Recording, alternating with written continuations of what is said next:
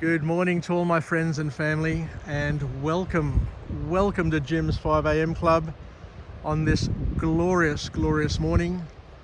I'm up here at Fingal Bay, up on the northern coast of New South Wales, and as you can see, we're just watching the birth of another day, another sunrise coming up. It's winter, but it's absolutely beautiful. Not a cloud in the sky, and it's just me and you and this beautiful, magical location. Just hard to believe that another day is dawning. But let's go for a walk and talk and have a chat about a book summary. I read through this book summary last night, and I thought it'd be appropriate to share it with you this morning on this wonderful morning at this wonderful location. And the book summary is entitled Designing Your Life, and couldn't be any more appropriate than this morning to talk about a topic as important and as interesting as this. So the author kicks off their book with a quote where he says that you can't know where you are going until you know where you are. So you can't know where you're going until you know where you are. So it's basically a call to action, saying that we need to assess our lives in order to try and determine and figure out where we want to go. Because unless you know where you are on a map, then you can't plan your next step. So the author then kicks off with a statistic, which I guess saddened me to a certain extent, given that I'm a grandfather, a parent. And he said that statistically in America, and I guess the same would be happening in any Western democracy throughout the world, he said that they say that 67% of workers, so 2 in every 3, aren't happy with what they're doing. They're not happy with their work, which I guess is a sad indictment on where we've come as a society, to think that every 2 people that you bump into out of every 3 is not happy. So what do we do about it? How do we solve it? I guess is probably the key message that comes from this book. And the author goes on to say, with his first formal point, that you can easily see where you want to go and where you don't want to go. So you can easily tell what you want and what you don't want by pondering where you're at in the 4 fundamentals of life. So he keeps it really simple, and he says that you just need to identify and see and document where you're currently tracking in the 4 fundamentals of your life. And once you know your coordinates, your GPS in terms of where you currently are and how you feel about that, then you can decide what you want to do about it and where you want to go. So what are these 4 fundamentals of life that the author talks about? He says that the 4 things that you need to try and figure out where you're positioned are the 4 pillars, I guess you can describe them as. And the pillars are health, work, play, and love. So they're the 4 key challenges, or the 4 key problems that each and every one of us, I guess, need to solve on a daily basis in order to have a beautiful and fulfilled life. So we break them down into those 4 key elements, and with health we'll probably talk about our physicality, so our physical health, our mental health, our spiritual health, our financial health. There's a whole list of subcategories which sit in there. So once again, as the author says, you basically need to assess how you're tracking in each of those areas. I'll just do a 360 just to show you how beautiful it is now. It'd be nice just to dive into the surf there, rip off the clothes and dive in and go for a swim. So the author also mentions that each of these 4 areas, health, work, play and love, need to be in some sort of balance, some sort of general balance, because they're all self-supporting and they feed off each other. That's why it's important, as we said, to bring balance into these areas. But before we do that, before we try and find the balance, we need to do an assessment as to how we're tracking, where we are, and what we're doing in these areas. So we need to measure, we need to evaluate, and then identify the gaps. The gaps, and once you've identified the gaps between where you are and where you want to go, then you're in a better position to be able to do whatever you have to do to bring the balance and the fulfillment to our lives. The second formal point to come out of this book's summary, is the author says here, to get clarity of purpose, we need to identify, and we're all different here, so this is why it's important. We each need to identify what gives us energy and what gives us purpose and what basically puts us in a state of flow. So once again, we're coming across this terminology which talks about the state of flow. And the state of flow basically means being in a state where you just basically fulfilled and time just evaporates, goes by without any effort, without you thinking about it. It just happens. So trying to find that state of flow, I guess, is the key for each and every one of us.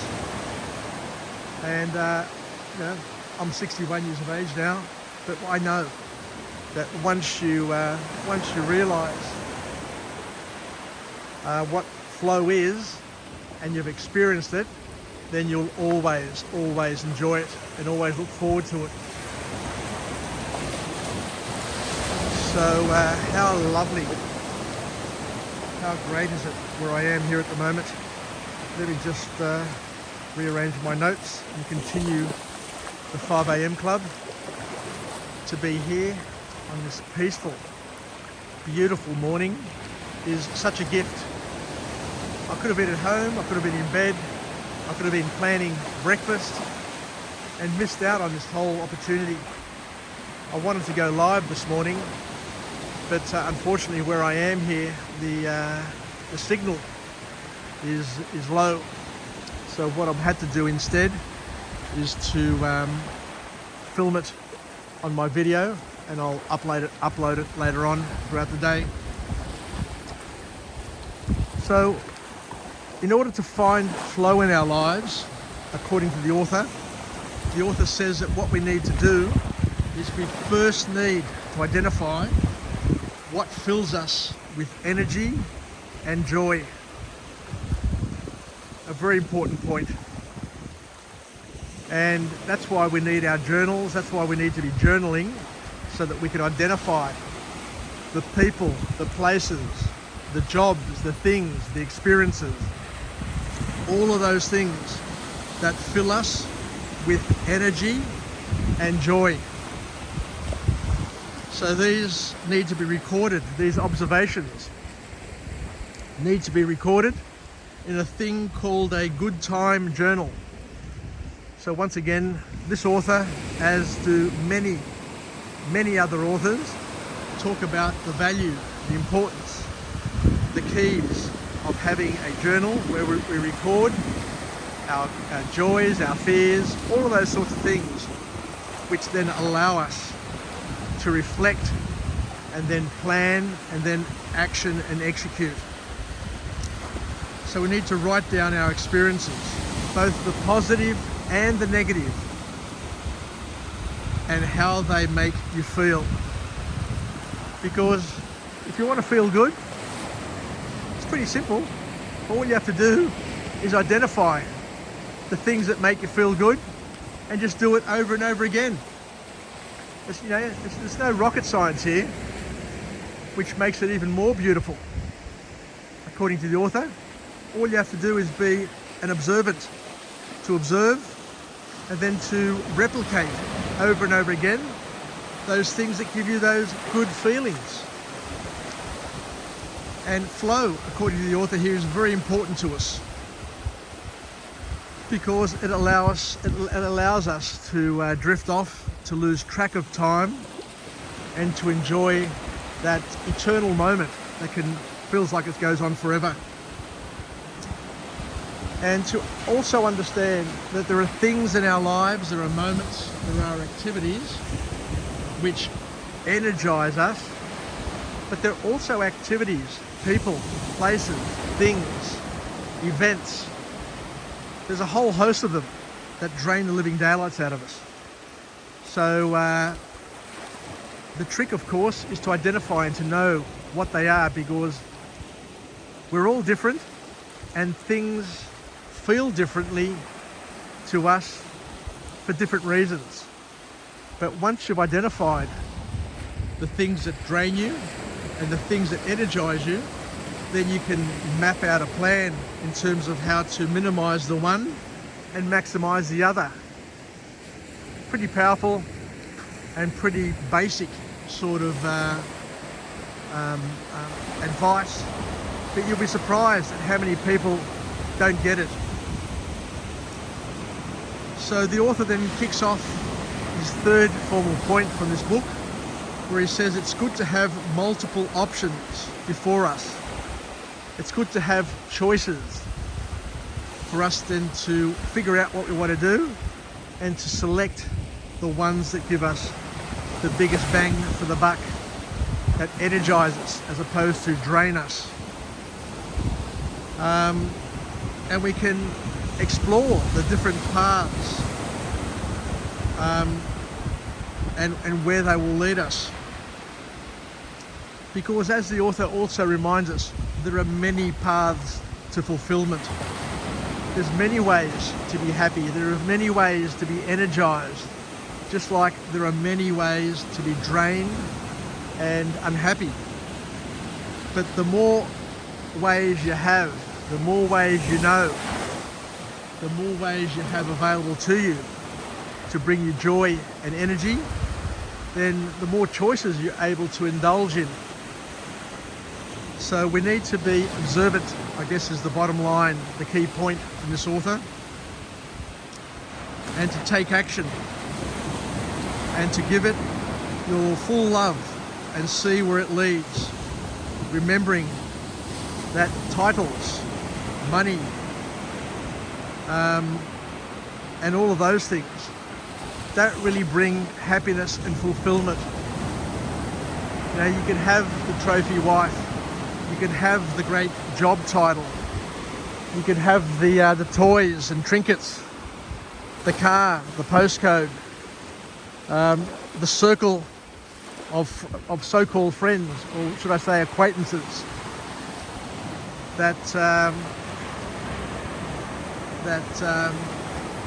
other people think will bring you joy, but deep down, if they don't bring you joy, then you're on the wrong path and you've only got yourself to blame, I guess, is the bottom line.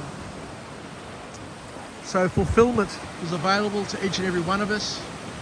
Fulfillment is available to you. You have permission to be happy. You have permission to be fulfilled. But nobody's going to bring it to you. your parents aren't, your uncles, your aunts, your grandparents, your partner, your kids, your boss, your toys. All of those things aren't going to bring it to you unless you decide what you want.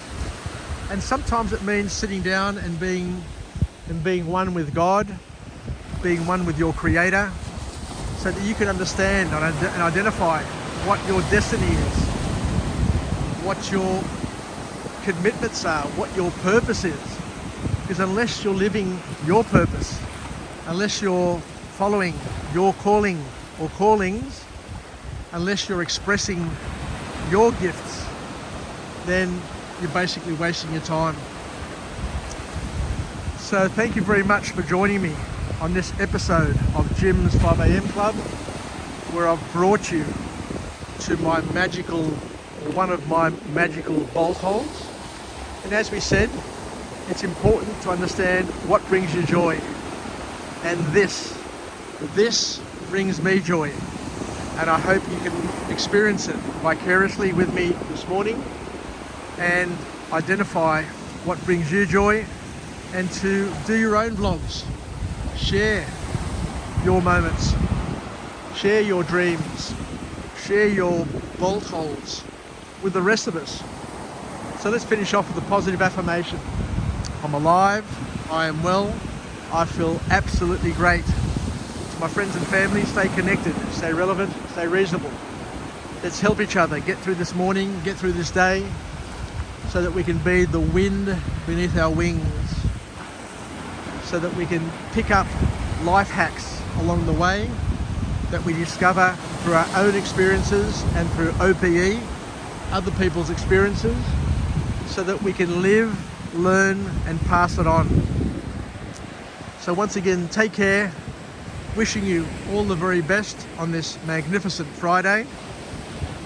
And I will continue, where possible, to highlight and showcase the beauty of this country that we have, the beauty of God, the beauty of creation, and overlay it wherever possible with a message of empowerment to brighten my day and hopefully brighten your day. Take care, everybody. Bilakya from Jim's 5am Club. Take care, and we'll chat again.